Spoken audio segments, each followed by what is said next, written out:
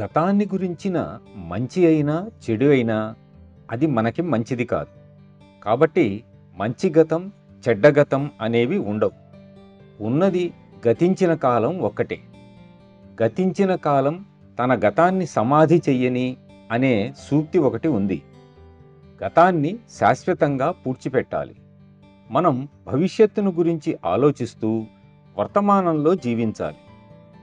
మీరు ఆ విధంగా చేస్తే సంస్కారాలు అనేవి ఇక ఎంతమాత్రం ఏర్పడవు. మనం మనతో పాటు ఈ జన్మలోకి వెంట తెచ్చుకున్న సంస్కారాలకు మరిన్ని సంస్కారాలను జోడించని విధంగా మనం మన జీవితాన్ని గడపాలి అని బాబూజీ ఎప్పుడూ చెప్తూ ఉండేవారు. కాబట్టి గతాన్ని గురించి, వర్తమానాన్ని గురించి, భవిష్యత్తు గురించి, అపరాధము, ప్రాయశ్చిత్తాల గురించి, సమాజపరమైన, మతపరమైన ఈ అభిప్రాయాలన్నింటినీ దయచేసి మర్చిపోండి.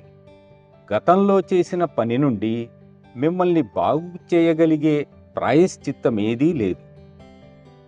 చేయగలిగేది కేవలం దాని యొక్క ముద్రలను తొలగించటమే. ఆ ముద్రలను తొలగిస్తే అప్పుడు ఇక గతం అనేది ఉండదు.